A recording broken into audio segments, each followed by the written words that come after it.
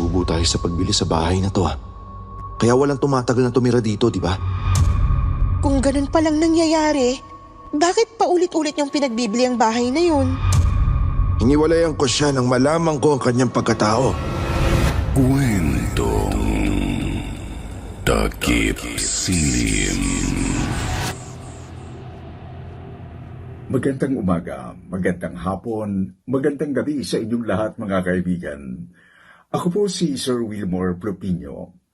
Mga kakwentong takip silim, maraming salamat po sa patuloy na pagsuporta at pagsubaybay sa ating mga kwentong nakakatakot, nakakaintriga at nakakataba ng inyong mga puso. Abangan ang mga susunod nating kwento na sigurado magpapatayo sa inyong lahat ng balahibo sa takot. Huwag kalilimutang i-share ang kwentong takip silim sa inyong mga kaibigan at kamag-anak. Happy listening!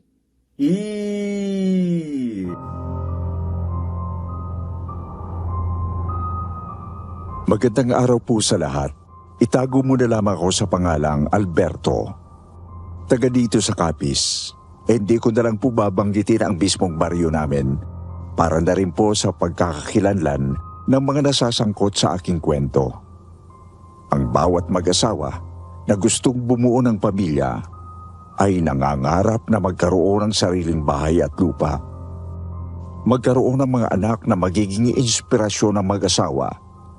Subalit paano kung ang mismong bahay na inyong pinapangarap ang magiging dahilan ng pagkawasak ng inyong mga pangarap? Ganyan po ang naging karanasan namin nang mabili namin ang aming bahay. Maaga pa lang ay gising na kami ni Emily.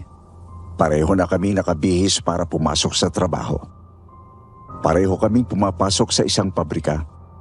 Habang kumakain kami ng almusal, ay napansin ko ang kakaibang tamlay ni Emily. Panay ang buntong hininga at tumitingin sa malayo. Tapos iinom ng kape. Halos di na nagagalaw ang pagkain. Kaya hindi ko na natiis ang aking sarili para usisain siya.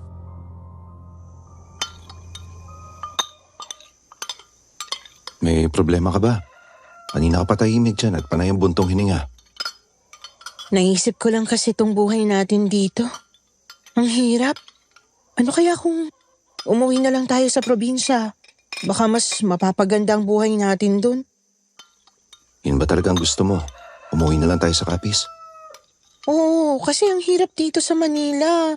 Ang tataas na ng bilihin tapos ang baba ng sahod ng mga empleyado na kagaya natin.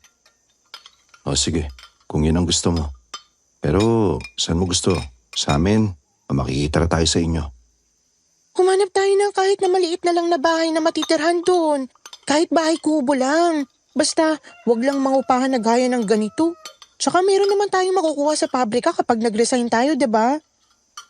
O sige, pag-isipan muna natin mabuti yan bago tayo magdesisyon. Kasi kapag umuwi tayo, unang-una, wala tayong trabaho doon. Wala din tayong bahay. Pwede naman siguro tayong humanap ng bahay na mabibili doon. Kahit maliit lang, basta may matirhan tayo. O sige, tignan natin. Makalipas nga ang ilang araw ay nagdesisyon na nga ako na sundin ang gusto ng aking asawa na si Emily. Nag-resign kami sa aming mga trabaho at nang makakuha kami ng back pay mula sa company ay nagbiyahe kami pauwi ng Capiz. Doon kami sa mga magulang ni Emily tumuloy. Totoo ba, Emily, anak? Dito na kayo titira? Abay, wala na ba kayong trabaho sa Manila? Opo, inay. Dito na po kami titira ni Alberto. Mahirap na rin kasi sa Manila, lalo na kapag hindi naman regular sa trabaho. Meron po kayang mabibiling bahay dito kahit maliit lang para sa pagsisimula namin ni Emily. Abay, dito sa atin ay wala. Pero doon sa kabilang baryo, may nabalitaan akong binibenta, mura lang daw. Kilala niyo po ba yung may-ari, Nay? Abay, si Densyo. Siyang may kakilala sa may-ari. Siyang nakakaalam ng bahay na yon. Hayaan niyo, mamaya pupuntahan ko si Denso. Tatanungin ko kung wala pang nakakabili ng bahay na binibenta niya. Sige nga po, inay, para kung kaya ng budget kami na lang ang bibili ng bahay na yun. Oo nga po Saka ano po bang pwedeng pagkakitaan dito? Karamihan sa mga taga rito nagtatanim ng palay at gulay sa mga lupang sakahan. Yung wala namang mga sariling lupa, sila yung inuupahan para magtanim ng palay at gulay ng mga may-ari ng lupa. Sanay naman po ako sa trabahong bukid kasi dito rin naman po ako lumaki sa Capiz at nakipagsapalaran lang po sa Maynila. O siya, kumain na muna kayo at nang makapagpahinga kayo, mahaba din ang naging biyahe nyo. Ako naman pupuntahan ko si Densyo. Sumang-ayon naman kami kay Inay. Kumain kami ni Emily at nagpahinga.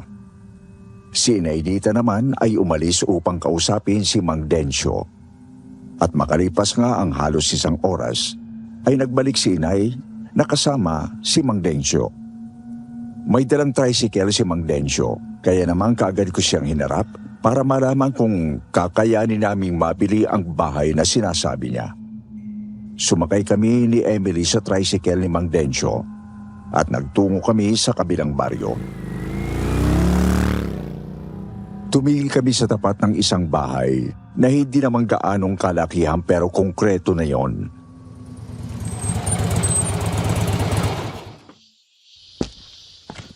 Yan ang bahay na binibenta ko.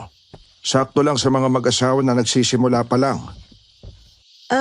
Matanong ko lang po, Mang Densyo. Kayo po bang may-ari ng bahay na yan? Aba, oo. Bahay namin ang dati kong asawa. Naghiwalay na kami at wala nang titira dyan kaya binibenta ko na lang. Pwede po ba tignan po namin yung loob ng bahay? Oo nga, Mang Densyo, para makita namin ang loob ng bahay. Pwede naman. Halika kayo. Nang lumapit kami sa bahay at alisin ni Mang Densyo ang kadena at padlock sa pintuan, ay nakarinig kami ng mga kaluskos sa loob ng bahay. Kaya naman nagkatinginan kaming mag-asawa. Nakita ko ang reaksyon ni Mang Densyo na parang nagulat din siya nang marinig ang mga kaluskos sa loob ng bahay. Nang buksan na niya ng tuluyan ng pintuan, ay nakita namin ang isang pusang itim na tumakbo palabas ng bahay. Ay nako, pusa lang pala. Akala ko kung may ano na. Oo nga po Nakakagulat talaga yung pusang yun. Ganun talaga kapag walang tao sa bahay. Pinamamahayan ng pusa. Oh, maluwag naman sa loob nitong bahay, di ba? Ayun ang isang kwarto. Sa banda ron ang kusina at banyo. Magkano niyo po yan binibenta? 80,000. Nako, taas naman po pala ng presyo niyo, Mang Densyo. Hindi po namin kakayanin yung ganyan. Ganun ba? Sayang naman kung ganon. Mura na yan sa ganung halaga. Hanggang 50,000 lang po yung kaya namin, Mang Densyo. Hindi po namin kakayanin yung presyo nyo kaya maghahanap na lang po siguro kami ng iba. Ganun ba? Kung hindi nyo kaya ng full payment, pwede naman na kapag nakaipon na lang kayo yung kulang. Talaga po? Pahig po kayo sa ganong proseso? Kaya lang mga ilang buwan pa po bago namin maibigay yung kakulangan kasi magnenegosyo po muna ako. Oo, pwede naman ang ganon. Basta maayos naman ang usapan natin. Basta kapag makaluwag ka, ibibigay mo na yung balance, ha? Nako, salamat po, Mang Densyo. Magkakaroon kami ng bahay ni Emily. Ito po talaga yung pangarap namin, kahit maliit lang. Nakita ko ang katuwaan sa mukha ni Emily nang tumingin siya sa akin. Kaya naman noon din ay nakipagkasundo kami kay Mang Densyo na ibibigay ang 50,000 ngayon at ang kulang ay kapag nagkaroon na kami ng pera. Nanghingi kami ng 6 na buwan na palugit para mapag-ipunan ang kulang namin sa bahay. May kinuhang bond paper at ballpen sa kanyang tricycle si Mang Densyo. Gumawa kami ng kasulatan tungkol sa kasunduan sa bahay na kapwa namin pinirmahan. Kaya naman, nang sumunod na araw, ay lumipat na kami ni Emily. Konting ayos lang at okay na tong bahay para sa atin. Makakapagsimula na tayo dito. Oo, mas maigi ng ganito kaysa makitira tayo, diba? Konting repair lang, ayos ng bahay na to. Oo naman. Maganda talaga yung may sarili. Mukhang okay naman sa lugar na to, di ba? Mukhang mababait naman yung mga kapitbahay natin. Oo nga. Kanina nakita ko lahat nakatingin sa atin habang naghahakot tayo eh. Ganun talaga yung mga tao kapag merong nakikitang bago sa lugar nila. Natural, hindi pa nila tayo kilala kaya makikisyoso ang mga yan. Napatawa na lang ako sa sinabi sa akin ng aking asawang si Emily. Ipinagpatuloy namin ang pag-aayos ng konting kasiraan sa bahay. Hindi namin ramdam ang pagod sa maghapon. Masaya kami na kahit maliit na bahay lang ay nagkaroon kami kaysa mangupahan o kaya naman makikitira sa aming mga magulang. Mabilis na natapos ang maghapon. Natapos din ang mga gawain namin sa bahay. Kaya naman matapos kaming kumain ng hapunan ay nahiga na kami para magpahinga. 10:00 na ng gabi nang makarinig kami ng malakas na kalabog sa aming bubungan. Ano ba yung bumagsak sa bubungan natin? Ang lakas na lagabog ah. Huwag mo nang pansinin yun. Baka pusa lang yun. O kaya naman, bunga ng nyug na nahulog sa puno. Natulog ka na. Oo nga pala. Merong 2 matataas na puno ng nyog dyan sa tabi nitong bahay. Maraming bungang natutuyo na kaya nahuhulog na yung iba. Oo, napansin ko din yun eh. Kaya huwag ka na magtaka kung minsan kumakalabog ang bubungan natin. Oo nga eh. Minsan kasi humahangin ng malakas kaya ganun. Kaya sige na, matulog na tayo.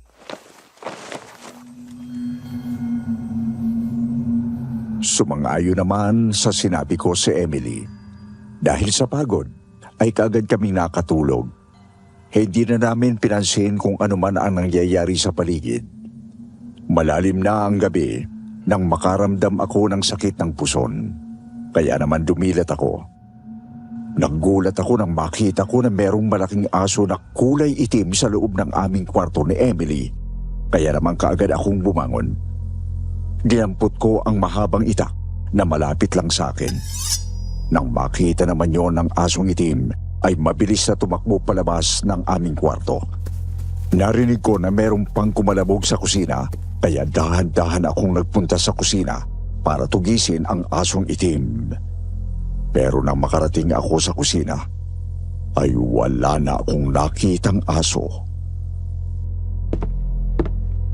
Mahal, bakit may kang itak? Ano bang nangyari sa'yo? Iihi sana ako eh. Paggising ko, nakita ko na merong malaking aso sa kwarto natin. Kala ko kakagatin tayo kaya dinampot ko yung itak at tinabol siya dito. Narinig ko kasi na nagkalabugan pa dito. Nasa na yung aso? Nakalabas na ba ng bahay?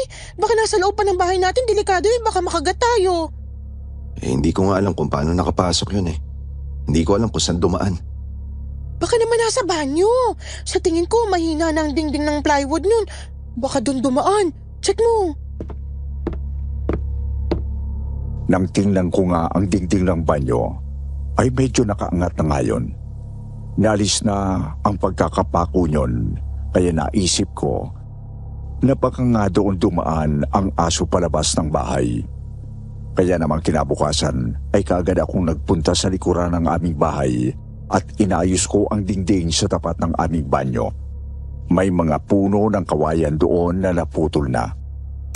Biniyak ko ng itak ang mga yon at pinagdikit-dikit para gawing suporta sa dingding. Matibay na ba yan? Baka makadaan na naman dyan ng mga pusa o aso na gustong makitulog sa atin ha. Aba oo naman no. Kawayan na yung mga pinako ko dyan. Hindi na yan basta mababaklas kaya hindi na makakapasok ulit yung aso na yun. Kahapon pusa, kagabi aso. Ano naman kayang susunod? Baka kalabaw. O baka kaya? Sabi kasi ni Mang Densyo, matagal nang wala nakatira sa bahay na to. Kaya siguro pinamugaran na ng mga hayop. Kaya kahit may tao na, bumabalik pa rin sila dito kasi nasanay na. Sa susunod, hahampasin ko na ng kawayan ng mga yan para madala at di na bumalik. Ikuha mo ako ng siit ng kawayan. Sige mamaya pagkatapos ko dito.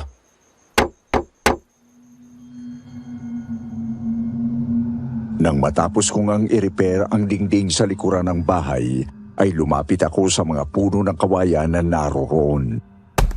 Pumutol ako ng siit nyon o yung sanga ng kawayan na halos isang lipa at kalahati ang haba para kapag ginamit pang hampas ay siguradong aabutin kahit malayo pa. Nung ko naman napansin ang mag-asawang kapitbahay namin na kanina pa pala ako pinanunood, kaya naman lumapit ako sa kanila. Magandang araw po. Kami po yung bagong lipat dito. Pero hindi pa ako nakakapagsalita ay tumalikod na ang mag-asawa na parabang naiilang sila na kausapin ako. Nakita ko na pumasok sila sa loob ng kanilang bahay at isinara yon. Napakamot na lang ako ng ulo. Kaya muli kong ipinagpatuloy ang ginagawa ko sa aming bahay. Minsan ay napapasulyap ako sa mga bahay na nasa aming paligid. Nakikita ko na nakasilip sila sa mga bintana at nakatingin sa akin. Kapag tinitingnan ko naman sila, ay parang mga natatakot na nagtatago. Isang bagay na hindi ko maintindihan. Kanina ka pa nakatingin sa kalapit bahay natin ah. May problema ba? Eto mga kalapit-bahay natin, hindi ko maintindihan eh. Nakatingin sa akin, nakasilip sa mga bintana nila kaso kapag lalapitan ko, nag-aalisa naman. Para bang may sakit ako nakakahawa. Ay, pabayaan mo na sila.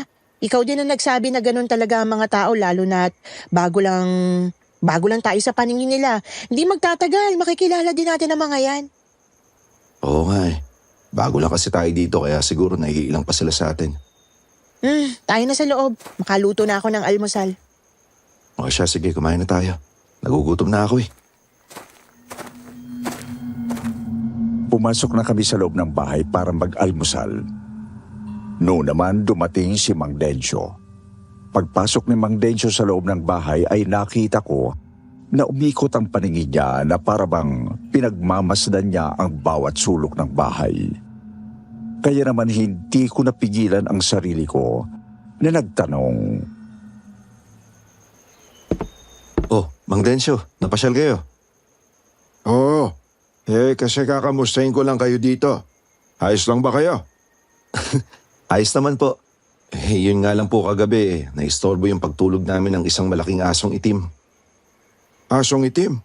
Nakapasok dito ang asong itim? Oo, Mang Dencio eh. Sa loob mismo ng kwarto. Pero tumakbo siya na mabilis nang damputin ko yung itak. Hinabol ko pero nakalabas ng bahay. Dumaan sa banyo. Kaya nirepair ko na. Ganun ba? Sa susunod, ayusin mo na lang mabuti ang pintuan at bintana ha. Baka kasi naalis ang lock kaya nakapasok ang aso. Oo, Mang Denso. Nasanay na siguro yung mga hayop na gawing tambayan tong bahay kasi walang tao.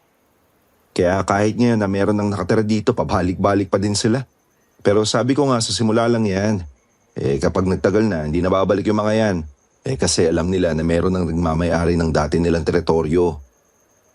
Sa bagay, totoo yan. Pumasya lang naman ako para alamin kung ayos kayo. Kasi nung nakaraan na merong nangupahan dito, abay, 2 araw at gabi lang, ayaw na daw nila. Aalis na sila kasi natatakot sila. Natatakot po saan, Mang Dencio? Hindi ko alam kung anong kinatatakutan nila.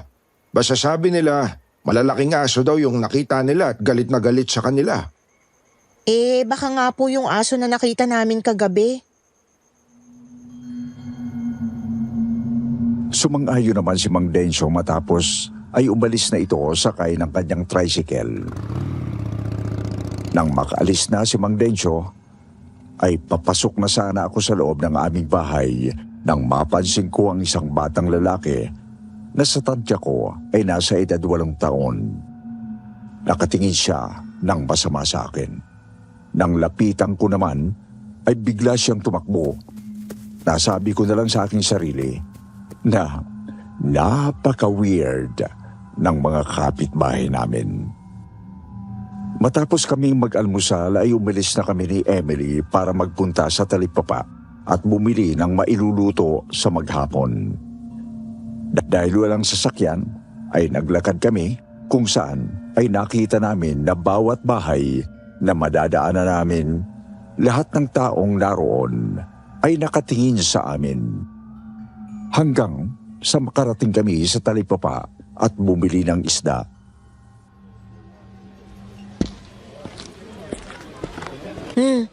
Sabi sa akin nung tindera ng isda, kayo palang nakabili ng bahay na binibenta ni Mang Densyo. O tapos, ano sinabi niya? Napakarami na raw ang tumira sa bahay na yan. Walang tumagal kahit 1 linggo lang. Kaya sabi niya, baka hindi rin daw tayo tumagal. Sayang lang daw ang perang pinambili natin sa bahay. Bakit naman daw? Masyado naman siya makapagkwento. Ganun ba talaga yung bahay na yon? Sari-sari na daw ang kwento sa bahay na yan. Sabi nung tindera ng isda, meron daw multo. May lumalabas daw na halimaw at yung huling tumira na buntis, inaswang daw. Nakakatakot naman yung kwento ng babaeng yun. Pero, totoo naman kaya yun. Sabi ko nga wag naman akong takutin. Sagot ba naman sa akin hindi kita tinatakot. Yun ang kwento ng mga tumira dyan kaya walang magawa si Mang Densyo kundi ibenta sa mababang halaga. Tapos yung pinagbentahan, binabalik niya dun sa nakaraang tumira dyan. Hindi yan nabanggit ng Mang Densyo sa atin Pero totoo naman kaya yung sinasabi ng tindera ng isda. May nakita ba daw siyang aswang? Sabi niya, puro kwento lang daw. Pero wala pa naman daw siyang nakita kaya hindi niya alam kung totoo ang mga kwento. Basta yun ang sinabi niya tapos umalis na ako. Binaliwala lang namin ang kwentong yon dahil gaya din ang sinabi ng babae na wala siyang sapat na basehan kung totoo nga ang aswang kasi wala pa naman siyang nakikita. Pero ng mga sumunod na gabi, naramdaman namin ang malakas na ihip ng hangin dahil ang mga dahon ng nyog ay humahampas sa aming bubungan na lumilikha ng ingay sa yero. Dinagtagal ay narinig namin na parang may lumalakad sa bubungan. Mabibigat ang mga hakbang yon dahil nakikita ko na nayuyupi ang yero sa bawat paghakbang yon. Kaya naman, napatayo na ako at tiningnan ang bubungan. Tapos ay dinampot ko ang walis tingting. Hinampas ko yun ang bubungan. Kasunod yun ay narinig namin na parang may tumalon mula sa bubungan. Wala na siya sa bubungan. Sa palagay ko pusa lang yun. Oo nga Parang nagulat nang hampasin mo ng walis tingting ang bubungan. Baka tumalon na tumalis. Baka yung malaking pusa na nakita natin kanina. Gusto na naman pumasok dito kaso nalagyan na natin ng takip yung mga butas sa dingding Babalik na sana ako sa higaan nang marinig naman namin na parang may kumakamot sa dingding sa paligid ng bahay. Kaya naman muli kong pinakiramdaman ang paligid. Sa pagkakataong ito ay magkahalong pagkainis at pagtataka na ang aking nararamdaman. Kaya naman sumilip ako sa siwang ng bintana na yari sa kahoy, kung saan nakita ko sa tapat mismo ng bintana nakatayo ang isang babaeng mahaba ang buhok. Natatakpan yon ang kanyang mukha. Nakatayo lang siya at nakatingin sa aming bahay. Mahal, may babaeng mahaba yung buhok. Nakatayo sa labas ng bahay natin, sa mismong tapat ng bintana. Babae? Sinong babae? Hindi ko kilala kung sinong babae yun Silipin mo sa siwang ng bintana, makikita mo. Hindi kumibo si Emily. Sumilip lang siya sa siwang ng bintana pero wala naman siyang nakita sa labas. Wala na kasi doon ang babaeng nakita ko kanina. Kaya nang sabihin ni Emily na wala naman siyang nakita, ay muli nga ako sumilip sa siwang ng bintana at totoo nga ang sinabi niya. Hindi ko na nakita ang babae doon. Kanina talaga nandun yung babae. Kitang-kita ng dalawang mata ko, hindi ako nagbibiro. Baka naman kasi namalikmata ka lang. Halaman yung natatanaw ko dun Wala naman yung babae na sinasabi mo. Totoo yung nakita ko. Babae talaga yun na mahaba ang buhok. Hindi nga lang makilala kasi natatakpan nga na mahabang buhok yung mukha niya. Wala ngang babae. Namamalikmata ka lang. Binuksan ni Emily ang bintana para ipakita sa akin na wala nga ang sinasabi kong babae. Tama nga siya. Wala ngang babae sa labas ng bahay sa tapat ng aming bintana. Kaya naisip ko na baka namamalikmata lang ako. Pero nang isasara na uli ni Emily ang bintana ay muling lumabas doon ang babaeng mahaba ang buhok. Pero sa pagkakataong ito ay nakalantad na ang kanyang mukha na sobrang itim habang ang mga kilay ay mahaba. Meron ding mapupulang mga mata. Mahaba at matutulis ang mga ngipin gaya ng isang aso.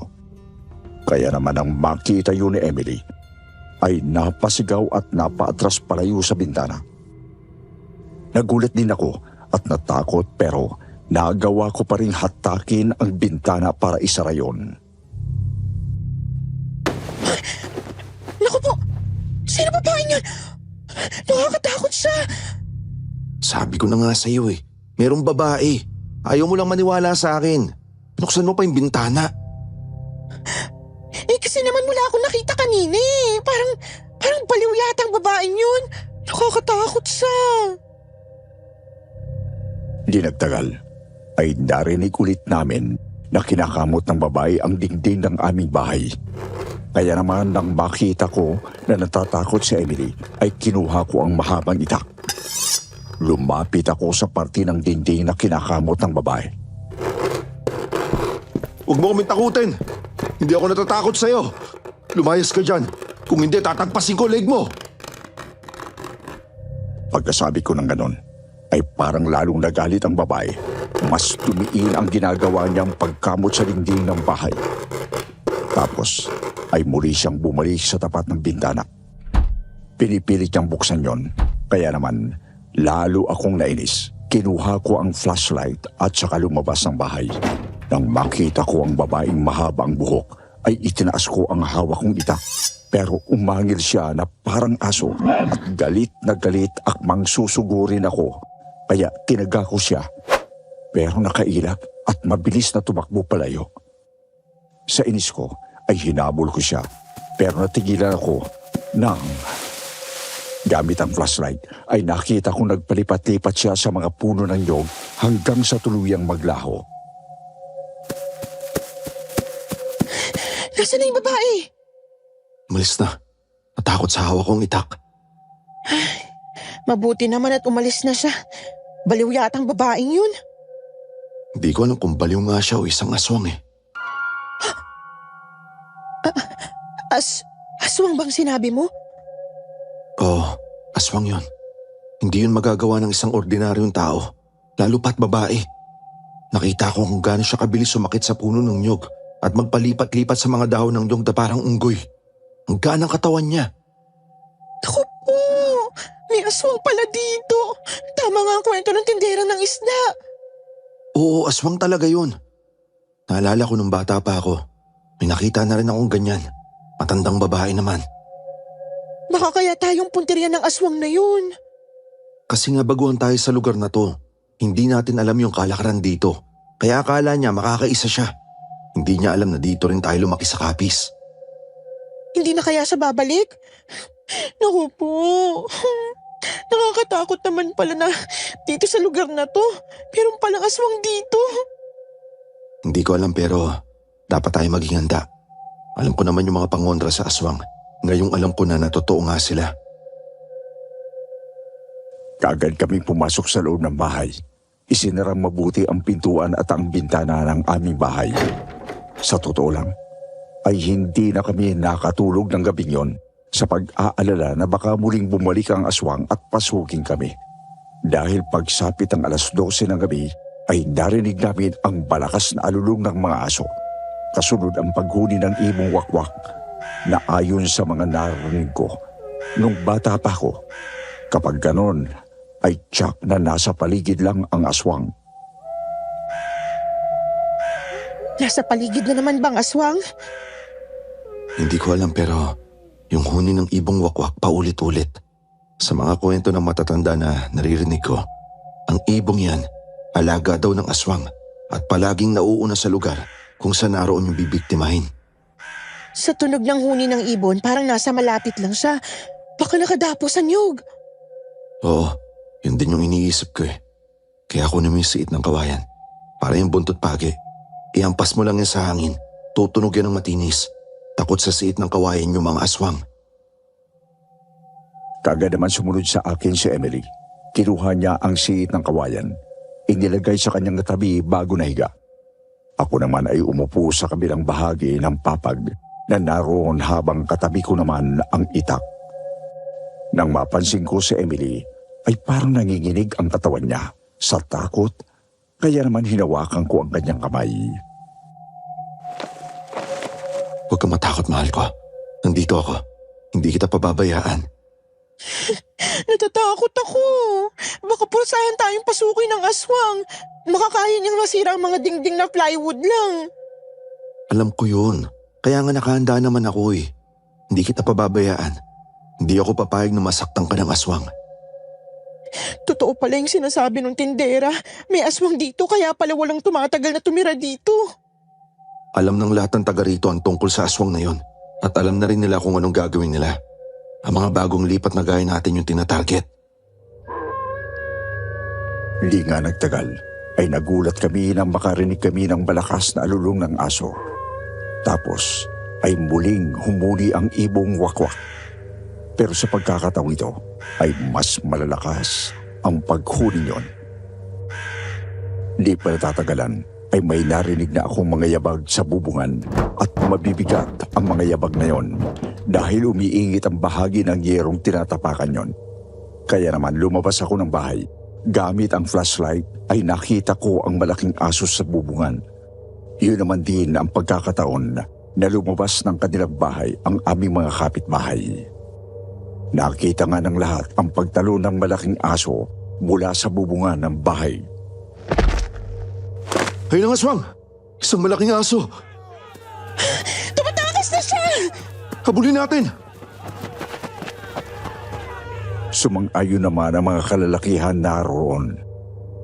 Hinabol nila ang malaking asong itim, pero mabilis na nakatakas ang asong itim at naglaho sa kadiliman.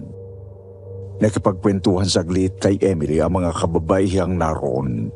Hindi na pala bago sa kanila ang pamimirwisyo ng aswang sa lugar nila kapag mayroong tumitira sa bahay na nabili namin. Kaya nang makapasok na kami ni Emily sa loob ng bahay. Alam ko na ngayon kung bakit gano'n na lang ang tingin nila sa atin nang malaman nila na tayong nakabili ng bahay na to. Dahil alam nila na magiging magulo na naman dito. Muli na namang sasalakay ang mga aswang. Ano naman ang kinalaman ng pagtira natin sa pagsalaki ng mga aswang? Napapansin daw kasi nila na kapag walang nakatira dito, tahimik naman ang buong baryo. Pero kapag merong tumira, muling bumabalik ang mga aswang at tagahasik ng lagim. Pero ang sabi naman ng tindera ng isda, ang mga nakatira dito ang nakakaranas ng mga ganong kababalaghan. Tayo ang target ng aswang. Kaya walang tumatagal na tumira dito, di ba? Oo, yun ang kwento niya. Ay, parang napasubo tayo sa pagbili sa bahay na to. Bukas kausapin natin si Mang Densyo. Pero mas makakabuti kung lumapit din tayo sa albularyo at magpaturo ng gagawin natin. Napabuntong hininga na lang si Emily. Maya-maya lang ay nakarinig na kami ng tilaok ng manok. Hudyat na mag-uumaga na kaya nahiga na kami ni Emily. At kaagad na nakatulog. Mataas na ang araw nang kami ay magising dahil sa puyat ng nakaraang gabi. Matapos na mag-almusal ay umalis kami ni Emily. At nagtungo kami sa isang kilalang albularyo. At nalaman namin na ang isa sa dahilan kaya pabalik-balik sa amin ang aswang ay dahil sa 3 buwan ng buntis si Emily. Totoo ba ang sinabi ng albularyo, Emily? Buntis ka? Oo, magiging tatay ka na. Gusto sana kitang sorpresahin kaso naunahan na ako ng albularyo. Wow, tatay na ako. Masayang-masaya ako. Niyakap ko ng magpit si Emily at matapos ay masaya na kaming naglakad pa uwi. Yun naman ang pagkakataon na nakasalubong namin si Mang Densyo. Nagulat si Mang Densyo nang makita kami. Mang Densyo, alam ko na alam nyo kung ano yung kababalaghang nangyayari sa bahay na ibinenta nyo ng maraming beses. Ay, sabi ko na nga ba't ngayong umaga, tiyak na mag-uusisa na kayo sa akin eh. Kasi ginulo na naman kayo ng aswang kagabi. Oo nga, Mang Denso. Talagang aswang ang nakita namin kagabi at hindi lang kami ang ginugulo niya, pati yung mga kapitbahay. Kaya pala, parang galit sila sa amin dahil sa tuwing may titira sa bahay na yon, palaging bumabalik ang aswang at naghahasik ng lagim. Eh bakit po ganun yung nangyayari, Mang Densyo? Sabihin nyo na po sa amin yung dahilan para alam namin yung gagawin. Oh, sige. Total, may mga naririnig na kayong kwento tungkol sa bahay na yon. Sige, sasabihin ko na. Ang bahay na yon ay bahay namin ni Adela, dati kong asawa. Hiniwalayan ko siya nang malaman ko ang kanyang pagkatao.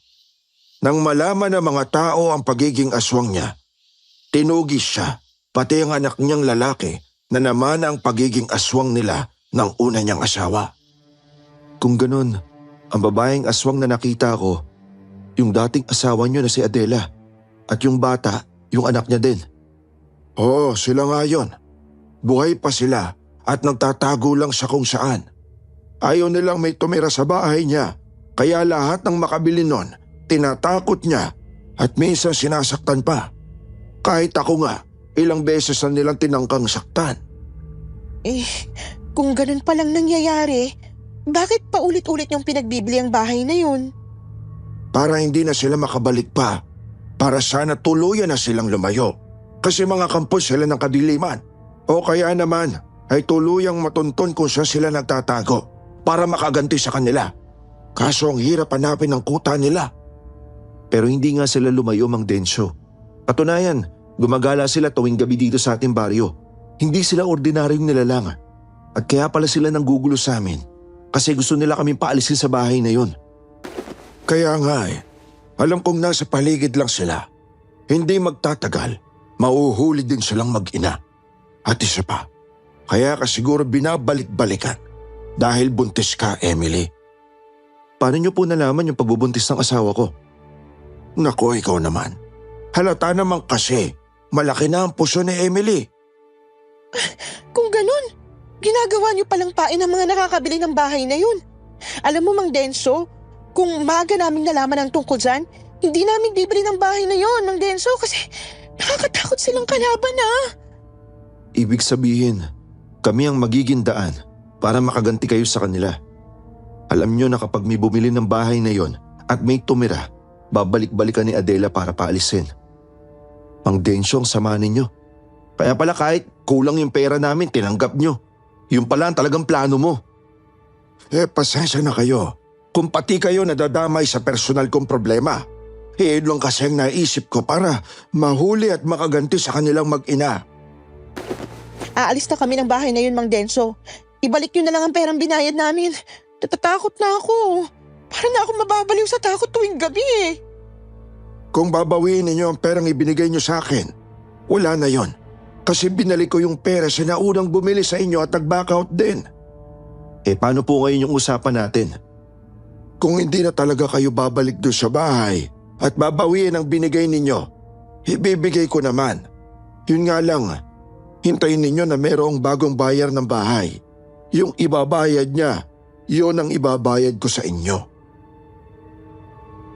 Napabuntong hininga na lang ako. Napatingin na lang ako kay Emily. Tapos ay muli kong tiningnan si Mang Densyo. Parang gusto kong magalit sa kanya. Dahil ginagawa niyang pain ang mga taong nakabili sa bahay ng aswang na si Adela para mahuli yon.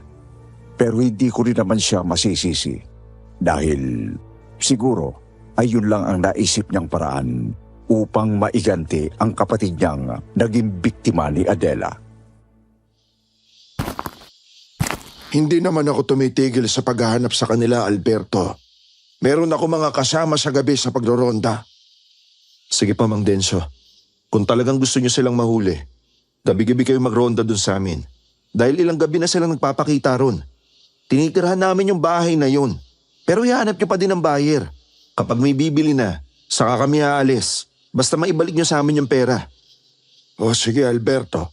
Ganun na lang ang gagawin natin. May isa pa po akong tanong, Mang Densyo. Kasi titira pa kami sa bahay na yun habang wala pa nakakabili, di ba? Gusto ko malaman kung anong pwedeng gamiting panlaban sa aswang. sibat na buho, itak na pilak, o kahit matulis na bagay na yari sa pilak. Isa pa ang buntot page. Takot din sila sa asin at amoy ng bawang. Sige po. Hahanap ako ng mga bagay na yan para habang nakatira kami doon ni Emily, meron kami magagamit pangontra sa kanila. Sana hindi po magtagal at makakita kayo ng bibili ng bahay na yon para maalis na din kami doon. Oo, Emily. Ihahanap ko na ng buyer yon. Matapos na malaman namin ang lahat tungkol sa bahay na yon, ay nagtuloy kami ni Emily sa palengke. Bumili kami ng 2 kilong asin at pati mga bawang. Bumili na din kami ng ilang pangkailangan namin sa bahay. Matapos ay umuwi na kami. Nang makarating kami sa aming bahay at inaalis ko na ang padlak at kadena ng pintuan, ay nakarinig kami ng mga kaluskos at kalabog sa loob ng bahay. Kaya naman, muli kami nagkatinginan ni Emily. Tapos ay dahan-dahan kong pinuksan ang pintuan at sumilip. Wala naman ako nakita na kahit ano sa loob ng bahay. Dito ka muna sa labas. Ako na lang muna ang papasok, ha? Sige, dalin mo tong kahoy para may pamalo ka in case na may kung anong hayop ang nasa loob. O sige, akin na ang kahoy. Inabot ko ang pamalong kahoy. Tapos dahan-dahan akong pumasok sa loob ng bahay. Pigil ang aking hininga habang dahan-dahan akong humahakbang papunta sa aming kwarto.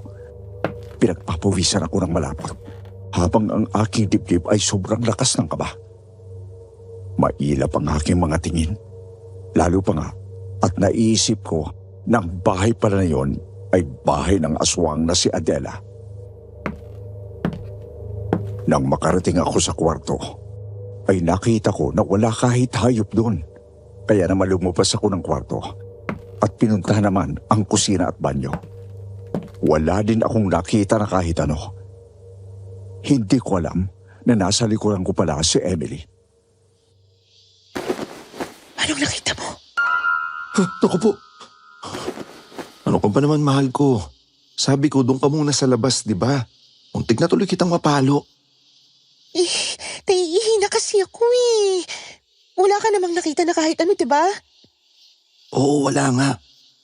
Pero ano kayang nagkalabugan dito kanina habang binubuksan natin yung pintuan? Baka pusa lang din yun. Umalis na nang papasok na tayo. Kagaya ng sinabi ni Mang Densyo, nang sumapit ang gabi ay nagsabit ako ng bawang sa mga bintana at pintuan ng bahay. Naglagay din ako ng asin doon.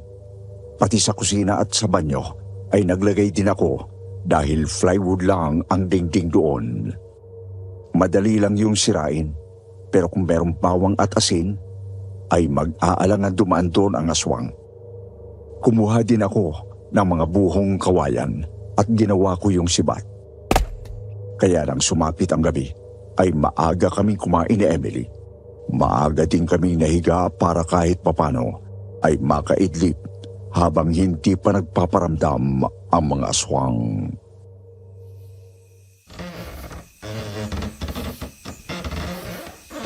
Hal, hindi mo ba narinig?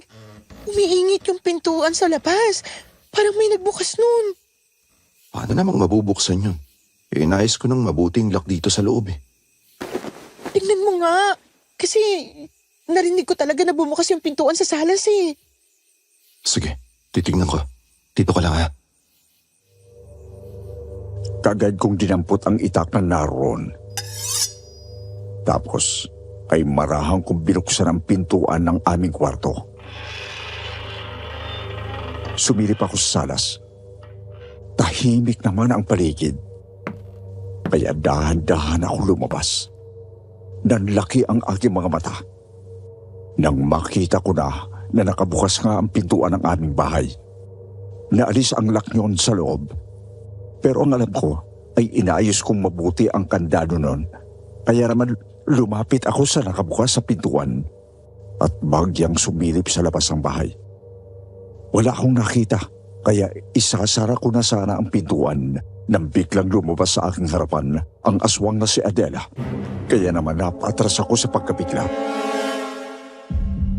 Umalis kayo sa bahay ko kung ayaw niyong tapusin ko ang mga buhay niyo. Aalis lang kami dito kapag naibalik na sa akin ni Mang Densyo ang pera namin. Wala akong pakialam sa usapan niyo ng hangal na yon. Ang bahay na to ay sa akin. At walang sino man ang pwedeng tumira dito. Kung hindi ka aalis, tatapusin kong buhay mo.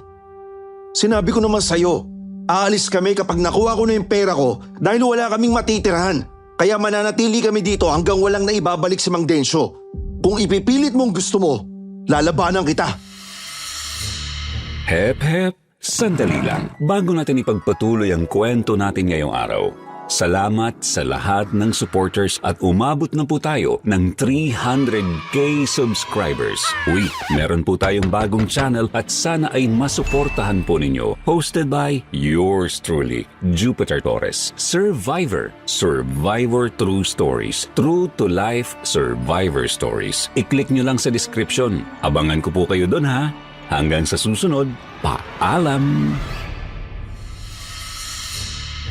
Bigla akong dinampot ang plastik ng asin na nakasabit sa gilid ng pintuan. Winasa ko ang plastik na yon at sinabuyan ko si Adela. Kaya naman nang tinamaan siya ng asin ay parang nasaktan siya. Napatras, kaya naman lumakas ang aking loob. Tinaga ko siya pero kaagad siyang nakailag. Tapos ay kinalmot niya ako. Bumaon sa aking braso ang matutulis ng kuko.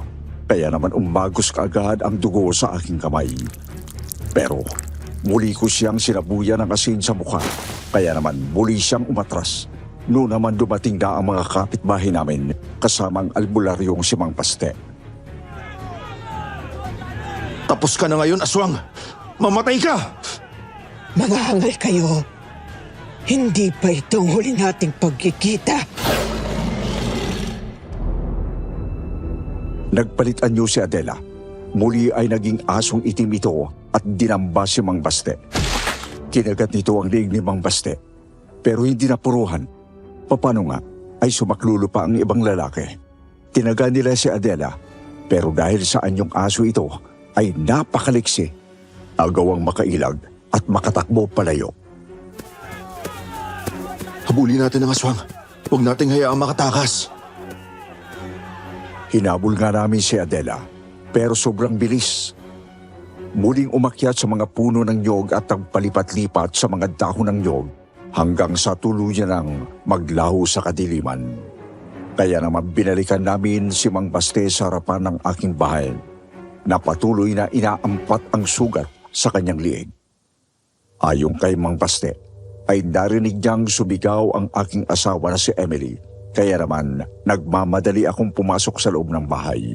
Pagpasok ko pa lang sa loob, ay nakita ko na ang mga nagkalat na dugo sa salas, pati na rin sa dingding at doon sa aming kwarto, ay nakita ko ang dugoang kong asawa na si Emily.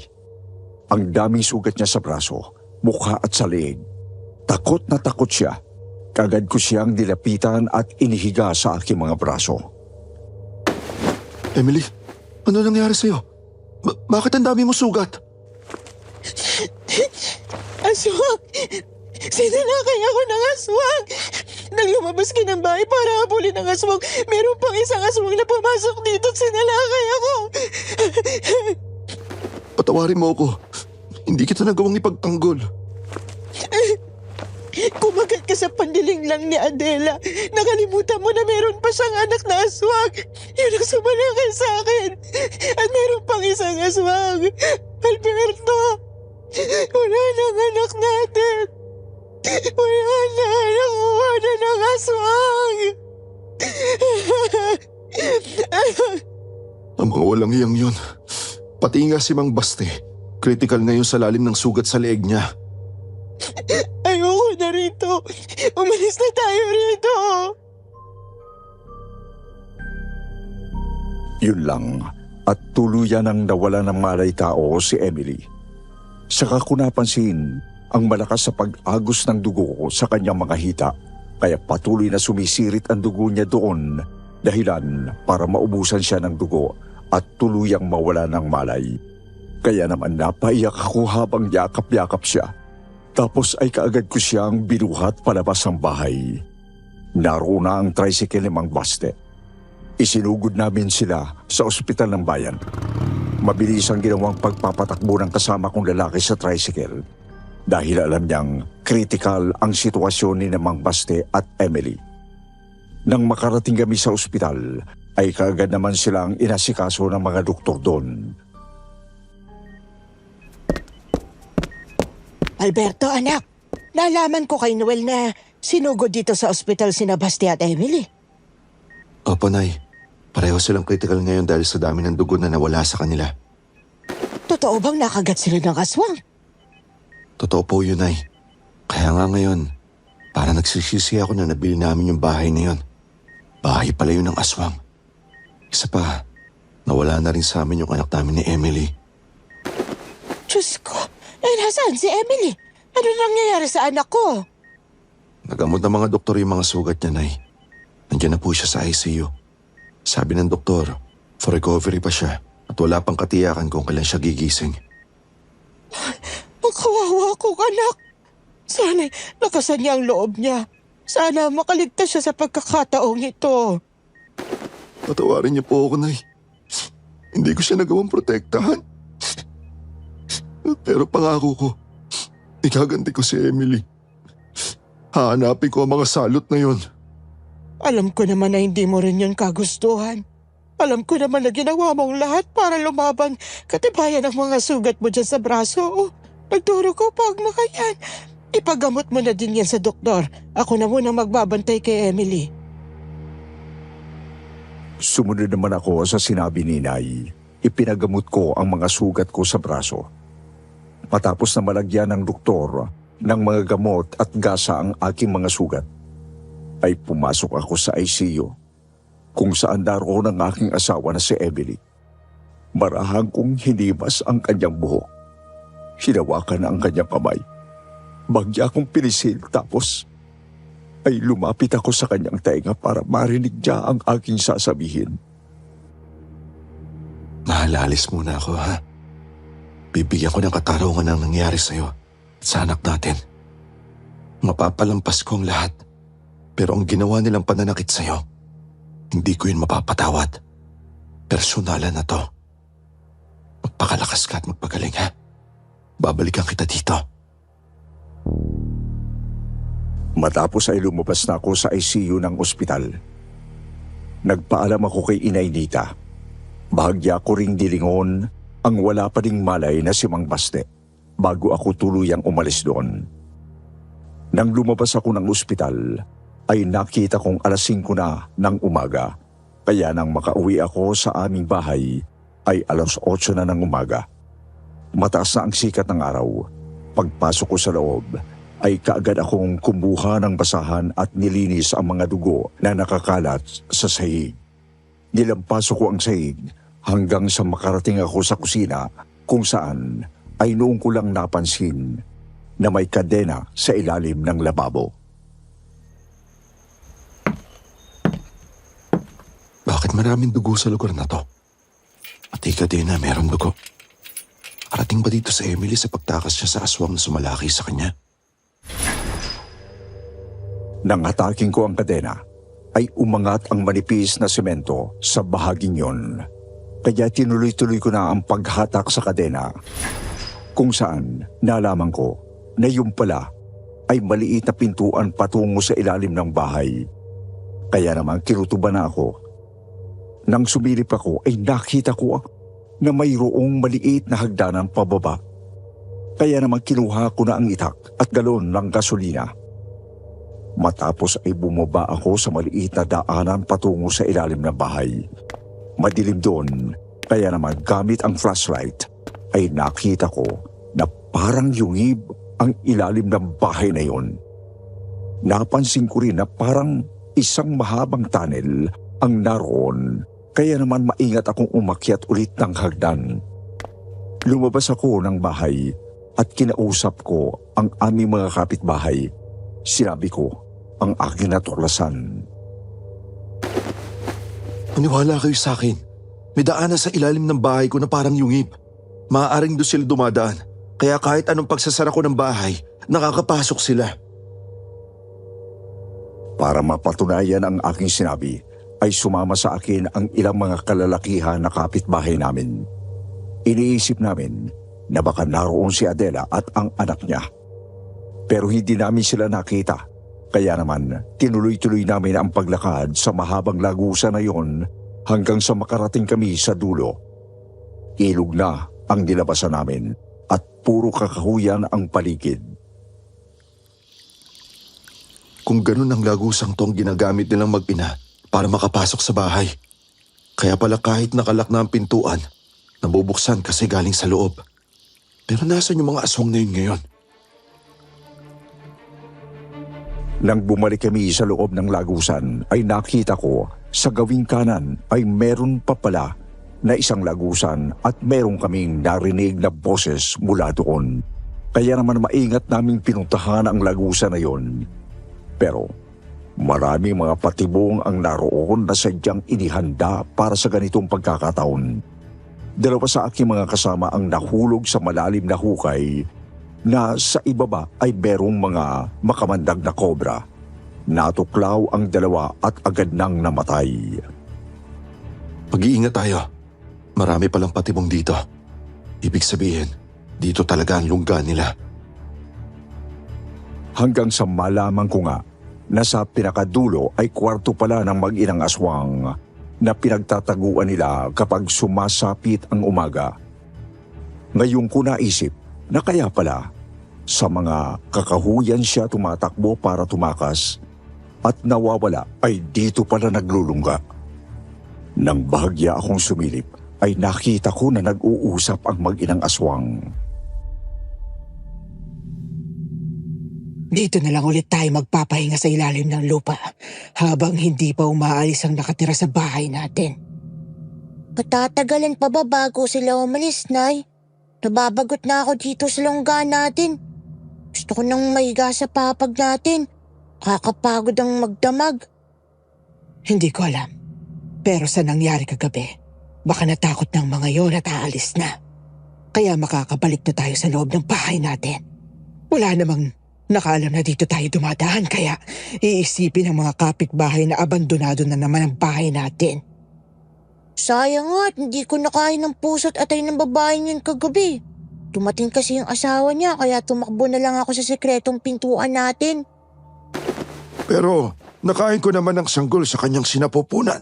Napakasarap talaga ng sanggol. Oo nga ang siba mo. Hindi ka man lang namigay. Hayaan mo, mahal ko. Sa susunod na may bumili ng bahay natin at kung buntis, ipapaubaya ko na sa'yo. Kasi ang mga hangal na yon, tiyak na aalis na pagkatapos ng nangyari kagabi. Hindi nila alam ang sekretong pinto na yon. Kaya kahit anong gawin nilang higpit ng pagsasara ng pintuan, makakapasok tayo at makakasalakay. Kasi nga, may sekretong pintuan. Pues hindi na yung sekreto ngayon. Dahil alam ko na ang sekreto nyo. Sino ka? Magpakita ka! Mula sa aking pinagtataguan ay lumabas ako. Nagulat sina Adela nang makita nila ako na may hawak na sibat at nakapasok sa kanilang lungga. Kagad na bumukas ang galit sa mukha nila. Nanlilisik ang kanilang mga mata. Nagtatagis ang matatalas na ngipin. Ikaw! Paano mong natuklasan ang lihim naming lagusan? Hindi kayo naging maingat. Ang mga bakas ng dugo sa inyong mga kamay na inihawak ninyo sa kadena ng pintuan ng sikretong lagusan ang nagpahamak sa inyo. Dahil sa ginawa ninyo sa asawa ko, tatapusin ko kayong lahat. Alberto, narinig mo ang lahat ng aming pinag-usapan? Oo, Mang Densyo. Alam ko na ang lahat. Ang galing ng modus ninyo. Napaniwala niyo ako na mabuting tao kayo. Na matagal na kayong hiwalay ni Adela. At kunwari pa, galit kayo sa kanya. Kayo pala ang isang salot na dapat ding patayin. Hangal ka! Nandito ka sa aming teritoryo. Paano mo kami tatapusin samantalang nag-iisa ka lang at tatlo kami? Kahit natuklasan mong sekreto namin, hindi mo na rin yan masasabi kahit kanino. Malas nyo dahil araw ngayon at ang mga katulad ninyo kapag ganitong araw ay para nalang ordinaryong tao. Kaya papatayin namin kayong lahat Para na rin sa katahimikan ng baryong to. At saka hindi ako nag-iisa. Noon lumabas sa pinagtataguan ang mga kalalakihang kasama ko. Kaya naman nagulat sila Mang Densyo. Pero hindi nagtagal, ay muling bumukas ang galit sa mga mukha ng mga ito. Araw nga ngayon, pero dito sa lungga namin, madilim pa at ang kadiliman ang nagbibigay ng lakas sa mga katulad naming aswang.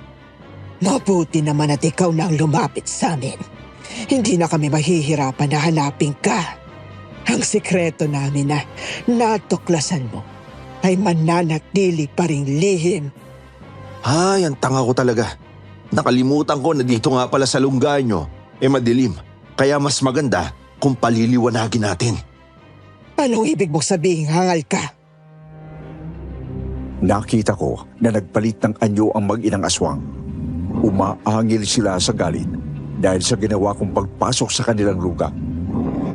Pero nang susugurin na nila ako, ay nagmamadali akong inalisan ng takip ang galon ng gasolina na dala ko at kaagad na isinaboy sa paligid sa lugar na yon. Bagay na ikinagulat ni na Adela, lalo na nang maamoy nilang gasolina yon at nang kunin ko na ang lighter. Huwag kang hangal.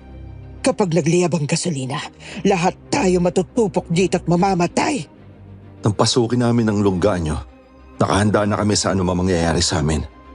Iisa lang ang gusto namin ngayon, ang mamatay kayo. Hangal ka talaga. Inuubos mong pasensya ko. Umanda ka! Kagad kaming kumilos, isinaboy ang gasolina sa paligid. Nang sumugod ang anak ni Adela, sinabuyan ko siya ng gasolina. Matapos ay sinindihan ko ang hawak kong lighter at ibinato sa anak ni Adela. Kagad ito nagliyab kaya hindi niya naituloy ang pagsalakay sa akin. Napatras at pilit na inaambula ang apoy sa kanyang katawan. Hinubad niya pa ang damit pero dahil nag-aapoy ang paligid niya ay nanlulumo ito at napahandusay. Pinilit naman ni Adela na patayin ang apoy sa katawan ng kanyang anak. Pero sinibat namin ang batang aswang. Tumama sa katawan yon ang sibat. Kaya tuluyan ang nawalan ng buhay. Walang iya kayo! Pinatay niyo ang anak ko! Papatayin namin kayo! Matutupo ka na rin ng apoy, aswang ka! Nung makita namin na lalong lumalakas ang apoy sa paligid, ay umatras na kami, lalo pa nga at makapal na ang usok. Tumakbo kami papalabas ng lagusan, pero bago kami makalabas ng tuluyan, ay nahabol kami ni na Adela. Saan sa akala niyong punta niyo? Sa palagay niyo ba matatakasan niyo pa kami, ha? Ang lihim namin ay mananatiling lihim. Pwes tatagpasin ko ang ulo mo. Papatayin kita para iganti ang asawa ko. Sabay na sumalakay sina Adela at Mang Densyo. Hinarap ako ni Adela at si Mang Densyo naman ang sumalakay sa mga kasama kong lalaki. Nagkaroon ng labo-labo sa loob ng lagusan. Pinatay mo ang anak ko! Papatayin din kita! Kung pinatay ko ang anak mo, tabla na lang tayo. Kasi sinaktan niya ang asawa ko na ngayon ay nandun sa ospital at wala pang katiyakan kung mabubuhay. Kung ganun mauuna ka na sa kanya, tatapusin na kita! Napasandal na lang ako sa gilid ng lagusan nang sumalakay si Adela. Kagad kong sinalag ang pag-atake niya. Hinawakan ko ang kanyang mukha para hindi niya ako makagat. Pero ang matatalas niyang mga kuko ang bumaon sa aking braso at tiyan. Kaya naman buong lakas ko siyang tinadyakan at itinulak. Tumalsik siya pero parang baliwala lang ang ginawa ko. Muli siyang sumugod pero muli kong napigilan ang matatalas niyang ngipin para hindi ako makagat. Kaya naman buong lakas niya akong binuhat at ibinalibang. Parang papanawa na ako ng ulirat nang bumagsak ako sa lupa at lumulong. Pagkapang ako lumayo kay Adela pero hinawakan niya ang isang paa ko at hinatak. Saan ka pupunta? Tatakas ka ba? Ha? Ang tapang mo kanina. Ngayon parang natatakot ka na. Pero hindi ko ibibigay sa iyo ang madaling kamatayan. Papahirapan kita dahil sa ginawa mo sa anak ko bago kita lakmain. Bitiwan mo ako! Kampo ng Diablo! Lumayo ka sa akin! Kakainin kong puso mo. Dudurugin kong katawan mo. Yun ang bagay sa mga hangal na kagaya mo! Muli akong binuhat ni Adela at inihagis. Pagbagsak ko ay nauna ang aking tuhod. Kaya naman ramdam ko agad ang sakit. Hindi na ako makatayo. Nang susuguri na uli ako ni Adela ay natigilan siya nang makita ang mga taong papalapit sa amin. Papaano ay napatay na ng mga tao si Mang Dencio. Tulungan niyo ako! Mga pwisit talaga kayo! Lahat kayo tatapusin ko! Sinira niyo ang mga plano namin! Mamamatay kayong lahat! Nang susuguri ni Adela ang mga kalalakihang dumating, ay sinalubong siya ng mga sibat at itak. Nailagan niya ang iba pero isang sibat ang tumama sa katawan ni Adela. Kaya naman sugatan itong bumagsak. Sinamantala yon ng mga kalalakihan naroon. Hindi na binigyan pa ng pagkakataon si Adela. Isang sibat pa ang tuluyang tumapos sa buhay niya. Ako naman ay dinala ng mga kapitbahay namin sa ospital para magamot ang mga sugat ko na nilikha ni Adela. Nagkaroon ng damage ang aking tuhod kaya sinemento yon ng doktor para daw manumbalik sa dati ang mga fracture na yon. Ginabot din ang aking mga sugat at matapos ay dinala ako sa isang ward kung saan naroon din si Emily. Magkatabi ang aming mga kama. Wala pa ring malay si Emily, pero sabi ng doktor ay ligtas na daw sa peligro. Maswerte ka at meron kang mga mababait na kapitbahay na tumulong sa'yo. Natapos na din ang problema niyo sa mga aswang. Ang walang yung Dencio na yon, salot pala siya. Oo nga po eh. Pasensya na po. Naging padalos-dalos ako. Gusto ko lang kasi maiganti si Emily. Mahal ko! Mahal ko, gising ka na. Anong nangyari sa'yo? Bakit nakasemento mga paa mo at puro benda ang katawan mo? Mahabang kwento, mahal. Sa ako nasasabihin sa'yo kapag pareho na tayong magaling at nakalabas na ng ospital. Basta ang mahalaga sa ngayon, malaman mo na naiganti na kita. Talaga? Ibig sabihin, wala na tayong dapat ipangamba kahit bumalik tayo sa bahay natin?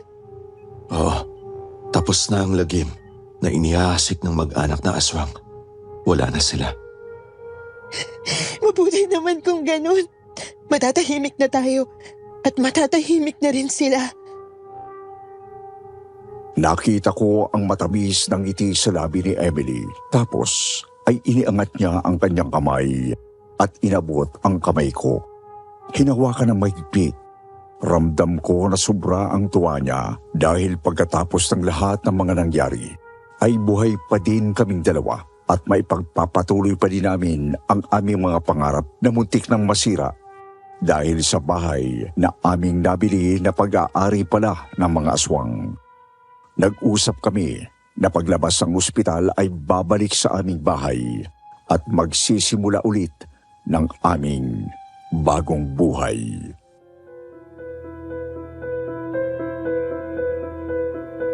Anong gagawin mo kung sa pinagtatrabahuhan mo ay may dumating na isang itim na elemento? Hindi lang yung basta naligaw, kundi talagang kumapit at nagdudulot ng kilabot sa inyo ng mga katrabaho mo. Kakayanin mo kayang magtagal sa lugar na yon?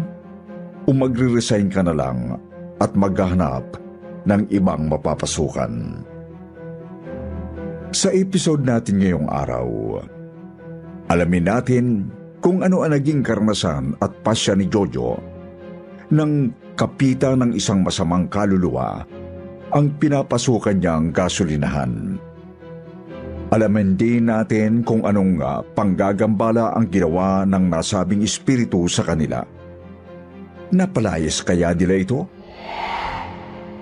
Tunghayan ang kahila-hilakbot na kwento ng isang gasoline boy ngayong araw. Dito lamang sa Kwentong Takip Silim.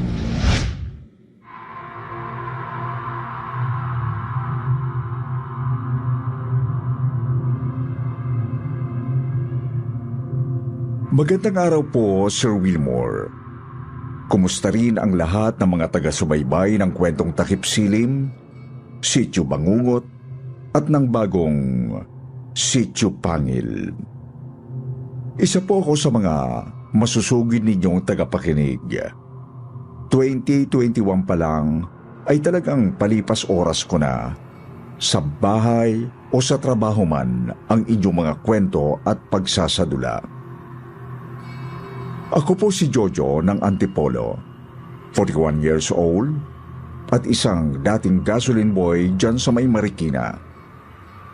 Sumulat ako kasi pamilyar na pamilyar po talaga sa akin ang isang kwento nyo nung nakaraan. Yung bang tungkol sa isang binatang sinapian ng multo sa isang gasolinahan. Malakas kasi ang kutob ko na ang dating pinapasukan ko ang tinutukoy ng kwento. Sa katunayan, malinaw pa sa isip ko ang insidente ng sapi. At naaalala ko pa kung papaano nakarating sa gasolinahan namin ang kaluluwang yon. Sa pagkakatanda ko, ay sinabi ng inyong letter sender na hinanap pala niya ako para tanungin tungkol sa multo. Kaya eto na, ikukwento ko ng malinaw at sana ay marinig din niya ito. Nangyari po ito noong mga unang bahagi ng 2018, ilang buwan bago ang insidente ng sapi.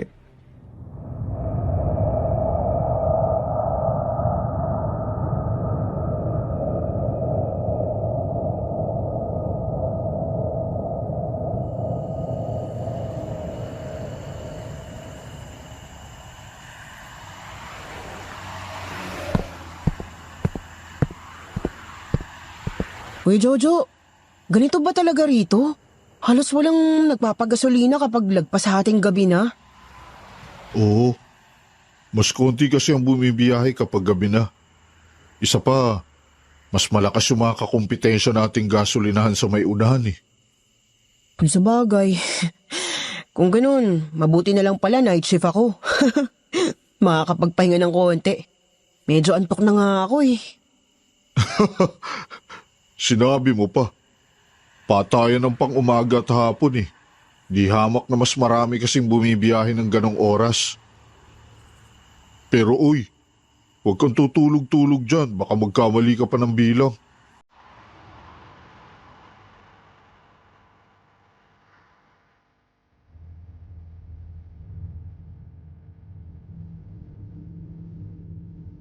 Ang gabing yon ang unang duty ng bago naming kahera na si Rona. Totomboy-tomboy pero sabi niya naman sa akin ay pusong babae naman daw talaga siya.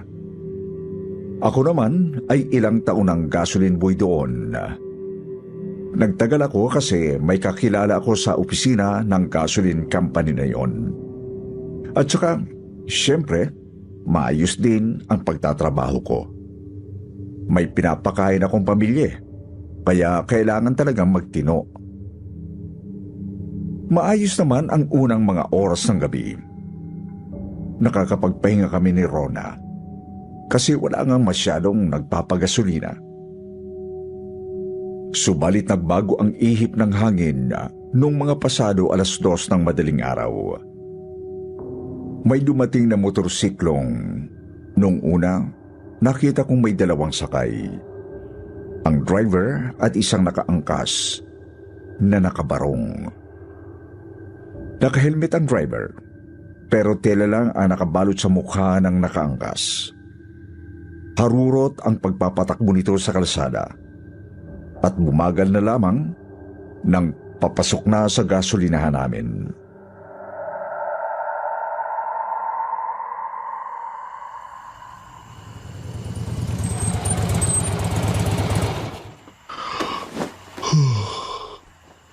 Mga brad, ano ka atin? Pasensya na. Medyo antok na talaga ako eh. Nasaan na yung nakaangkas? Namalik mataba ako.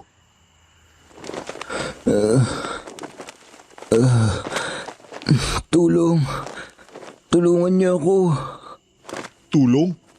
Anong tulong? May problema ba? Tulungan niyo ako. Hoy, Brad! Anong nangyari sa'yo? Ayos ka lang? Brad! Kuya Jojo, ano nangyari dyan? Ba't biglang nahulog yan? Saklolo. Saklolo. Saklolo. Ewan ko. Labas ka nga muna dyan sa kasir. Tulungan mo ako dito. Saklolo. Saklolo, tulungan niyo ako.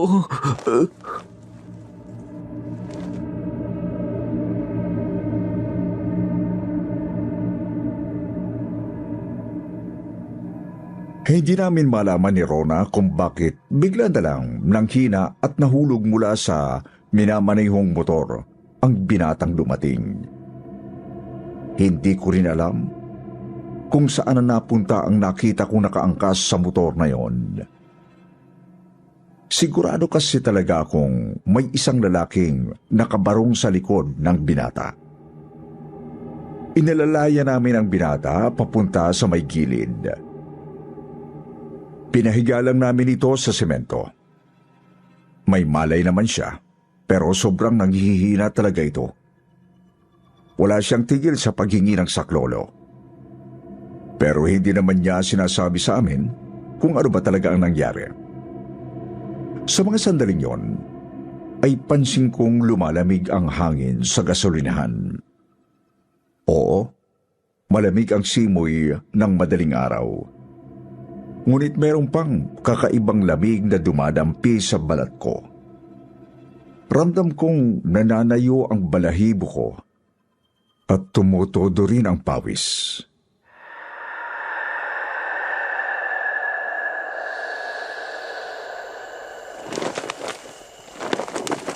Tulungan niyo ako. Saklolo, pakiusap. Tulungan niyo ako. Ayoko pang mamatay. Tulong! Paano ka namin tutulungan kung di ka naman nagsasabi? Umilangon ka muna. Sabihin mo sa amin kung ano ba problema mo. Andyan na siya. Ilayo niyo ako sa kanya. Pakiusap. Pakiusap, ilayo niyo ako sa kanya. Sino bang andyan na? Linawin mo sinasabi mo, tol. Saan galing yung nagre-ring? Ayun. Doon, Rona. Kunin mo. Nasa lapag doon sa may motor nitong tao. Sa kanya yata yan eh. Oo nga, teka. Baka rin makapagtanong tayo dito sa tumatawag. I-loudspeaker mo para marinig din itong bisita natin. Ayoko! Ayoko! Pakiusap! Huwag! Ayoko! Teka. Leo, nasa kabang mokong ka? Bakit bigla ka sumibat? Napakadelikado ng ginawa mo, hoy. Hi po. Hindi po ako si Leo. Ay, hala. Babae? Sino ka? Sino kaibigan namin? Siguro si Leo tong tinulungan namin dito. Bigla na lang kasi siyang dumating dito sa gasolinahan at humihingi ng saklolo. Hindi naman nagsasabi kung anong tulong ang kailangan niya. Diyos ko, Lord. Kanina pa po namin siya hinahanap eh. Bigla na lang kasi siyang umalis. Hindi pa nagtapos ang... kumusta na siya? May malay naman po pero sobrang nangihinat ng lalamig eh. Nanginginig pa nga oh. Mabuti naman po't okay lang siya. Teka, saang gasolinahan ba at nang mapuntahan namin kayo, ate?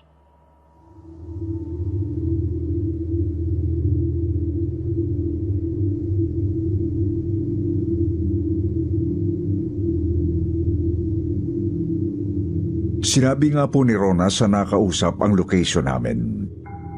Hindi nga lang ako mapalagay kasi mukhang may inililihim din yung tumawag. May iniwasan siyang sabihin kay Rona. Yung hindi raw natapos ng biglang umalis itong sinasabing si Leo. Gumulong ang mga minuto. Ramdam kong bumibigat lalo ang lamig sa paligid. Pansin kong nararamdaman din yun ni Rona. Kasi kita kong hindi rin siya mapakali. Itinabi na rin muna namin ang motor nung Leo. At nang hindi makasagabal kung may magpapagasolina.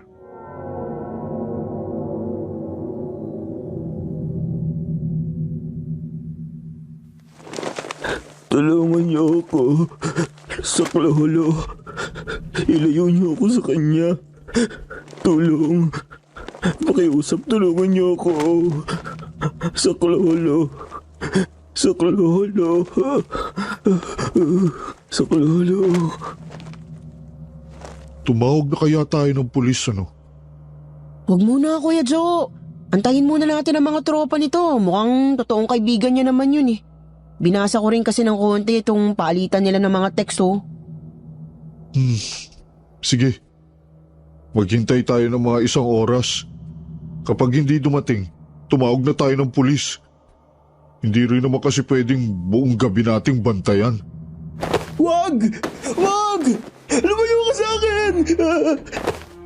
Anong nangyari sa'yo? Hoy! Layuan mo ako! Huwag ka lalapit! Huwag ka lalapit! Wag! Diyos ko naman! May tililing yata yung taong yung kuya eh.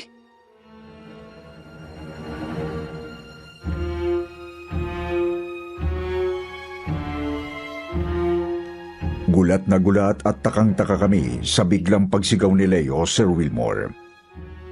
Napatras pa nga kami kasi baka biglang manakit. Subalit, napalitan ng pagkabahala ang pagkagulat namin nang bigla itong himatayin sa kinahihimlayang simento. At agad ding naging hilakbot ang naramdaman namin nang magbago ang itsura ng binata.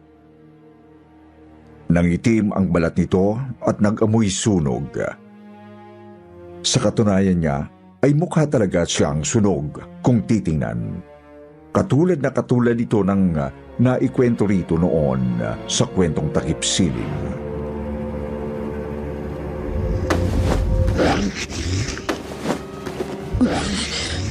Anong nangyari?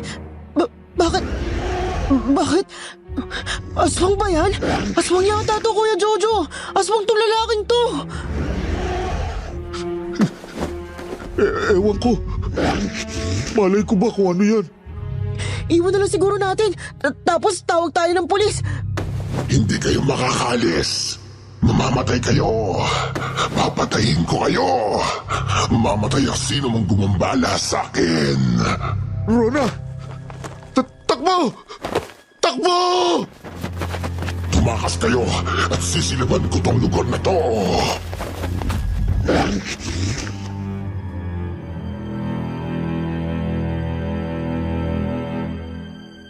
Hindi kami makapagpasya kung aalis na ba kami doon, Sir Wilmore. Nakakatakot kasi kung totohanin niya ang kanyang bantang susunugin ang gasolinahan. Ang ginawa lang namin ay lumayo kami ng ilang metro mula sa kanya. Hanggang sa napalingon kami nang may dumating na isang FX.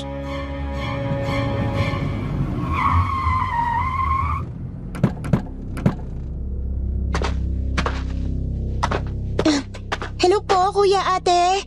Ako po si Marley. Kayo ba yung sa tawag kanina? Oo, kami nga. Ayun na kaibigan nyo. Kunin nyo na yan, kunin nyo na. OMG! Leo! Ano nangyari? Guys! Harangan nyo si Leo! Harangan nyo! Baka makatakas! Dali! Diyos ko, Lord! Ito na nga bang sinasabi ko eh. Ayaw kasi makinig.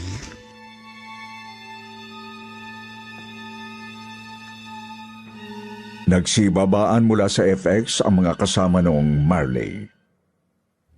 Sa pagkakatanda ko, ay nasa 7 o 8 yata silang lahat, pawang mga binata't dalaga. Hinarangan niya nila si Leo na noon ay papatakbo ng paalis ng gasolinahan. Nagulat kami ni Rona nang makitang napakalakas ni Leo na yon. Hindi kasi siya magawang pigilan basta ng higit 5 katao. Kaya napilitan kami na tumulong ni Rona na maigapos lang ang binatang sunog ang balat. Pakawalan niyo ako! Mga hangal! Pakawalan niyo ako! Mga walang iya kayo! Mamamatay kayo! Papatayin ko kayo! Ano ba kasing nangyari rito sa kaibigan nyo? Aswang ba to? Bakit nagbago yung balat niya?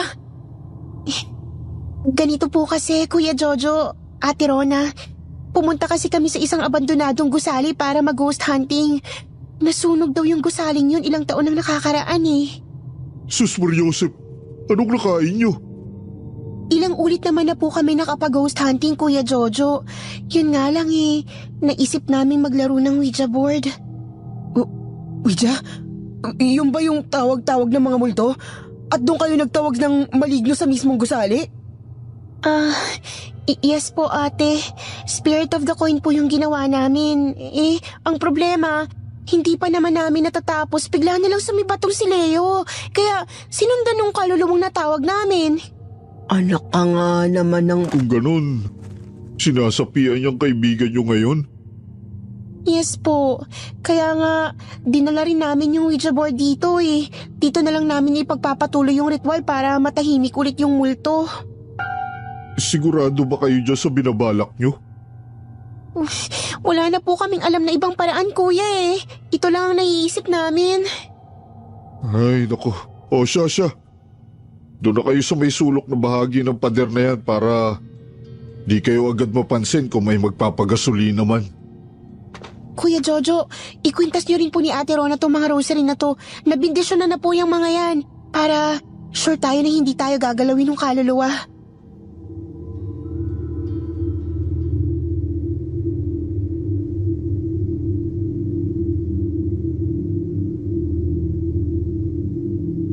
Tinulungan kong igapos ng maayos ang nagpupumiglas pa ring may sapi. Nilagay namin ito doon sa may sulok na bahagi ng pader. Sinabihan ko rin si Rona na siya muna ang tumao sa gasolinahan kasi babantayan ko yung grupo. Bagamat lumayo ako ng ilang metro mula sa kanila, ayokong madamay kung anong kababalaghan man ang lumabas mula sa katawan ng tao. Naglatag si Marlene ng isang malapad na parisukat na tabla. Hindi ko makita ng maayos kasi medyo malayo ako. Pero siguro, yun na ang Ouija board. Nagsindi rin sila ng ilang kandila. Mabuti na lang pala talaga at sa sulo ko sila pinapwesto. Delikado kasi, baka mag-react ang gasolina sa ningas ng kandila. Pabilog na umupo ang grupo sa palibot ng Ouija board. Sa isang bahagi ay pinapesto nila ang nakagapos pa ring kasama. Sir Wilmore, sa tutulang, kinilabutan talaga ako habang nanunood sa kanila. Maski si Rona, na mas malayo sa kanila, nakikita kong namumutla. Sinimulan ng grupo ang ritual. Nakahawak na sila doon sa parang baryang nasa board. Hindi na rin nakatiis si Rona at lupapit na ito sa akin.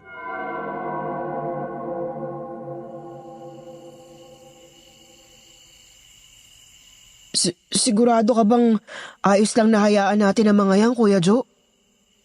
Mukhang ayos lang naman. Ganyan naman yung pakikipag-usap sa mga kaluluwa gamit ang Ouija board eh. Base sa mga napapanood ko sa TV at YouTube Nakakatakot kasi. Baka mamaya niyan, inaalay na pala sa demonyong kaluluwa natin ang hindi natin nalalaman. Ewan ko. Basta, kung okay sa'yo, tibayan mo na lang ang pananampalataya mo, Rona. Yun lang ang tanging depensa natin kung sakali mang may masamang mangyari.